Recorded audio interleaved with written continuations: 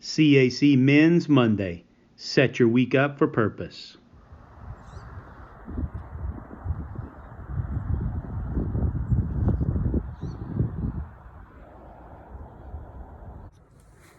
Hey, shout out to all the men at CAC. I pray that you're well and you're healthy today. I'm here on location at a park that's nestled above the Diablo Valley, and it's hard to see the cities below due to the smoke and the haze that's present. But one thing that I'm very moved by is really when we look at Diablo Valley, this is our opportunity. This is the place that we live. This is the field that we serve in. This is the place of harvest. And so today, for the next little while, I want to talk to you and challenge you about evangelism. On several occasions on my way home from work, I'll stop at this location because it gives just a good perspective of the valley that we live in. It gives me an opportunity to just pray and to ask God to just bless our homes, bless our families. And I want to encourage you, if you find this little location, it's right off of Pleasant Hill Road, and you can look down upon your city, and you can really endeavor to pray that God would just use you, and God would actually allow for His will to be done in our city. At some point, every single one of us has had or has a family member, a friend, a coworker, an acquaintance who's not a Christian. And sharing the gospel with others can sometimes be difficult. And it can become even more difficult when it involves someone whom we have very close emotional ties with, and as well as someone who has a variety of opinions on the subject matter. We have a lot of individuals that we potentially may have influence of over our lives. And so this is a very intense subject when it comes to evangelism. The Bible tells us that some people will be offended at the gospel. In Luke chapter 12, you find Jesus himself would indicate that the gospel has a great potential to cause division, and mainly in the fact that it requires some form of change to occur and recognition of possible shortcomings in our lives. Remember, the gospel is good news, and it should be treated as such. But to some, it brings about convictions that they themselves may not be ready to fully accept. However, we are commanded to share the gospel, and there is no excuse for not doing so. Matthew will tell us to go and to teach all nations. The writer of Acts will tell us that we have been given power to be a witness. And Peter, in his first letter, will admonish Christians to be ready to give an answer of the hope that lies within you. So the question that we must ask ourselves is, how can we evangelize our family members, our friends, coworkers, and acquaintances?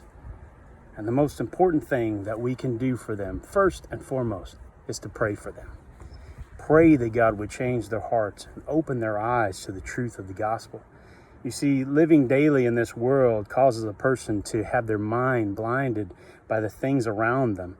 And it will create this kind of haze, if you will, to prevent the light of the gospel from shining in. We find this in 2 Corinthians chapter 4. You see, here in the Bay Area, we have this seasonal marine layer of fog that comes in, and it prevents the natural eye from seeing everything that is surrounding us. It takes the power of the sun to push this cloud cover away and reveal the things that are around us. We must pray that the clouds of opposition, that the clouds of opinions are pushed away from the minds of the individuals by the winds of the Spirit of God and by the light of His gospel. We've got to pray that God would convince them of His love for them and their need for salvation through Jesus Christ that we find in John 3:16. We also have to pray for wisdom for ourselves so that we can know how to best minister to them. You see, James would write that if you lack wisdom, then pray to God who will give it to you liberally. Jesus, in His commissioning of the 12 disciples that we find in Matthew chapter number 10, He instructs them to be wise as serpents and harmless as doves. We must be willing and bold in our actual sharing of the gospel. We've got to proclaim the message of salvation through Jesus Christ to our friends and our family, according to Romans 10 and verse 9. We've got to always be prepared to speak our faith, as 1 Peter would say in 3 and 15, and doing so with gentleness and respect. There is no substitute for personally sharing the gospel. Faith comes by hearing, and hearing by the word of God in Romans 10 and verse 17. In addition to praying and sharing our faith, we must also live godly Christian lives in front of our friends, our family members, and our coworkers, everyone that we come in contact with, so that they can see the change that God has made in us. 1 Peter chapter 3. Keep this one thing in mind. You are an overcomer. You could have been something different. You could have been someone different. But God has a plan and has given us power to be that overcomer. The Bible tells us that we are made overcomers by the blood of the Lamb and by the word of our testimony. Let them see the changes that God has made in your life. And don't be afraid to share this with somebody.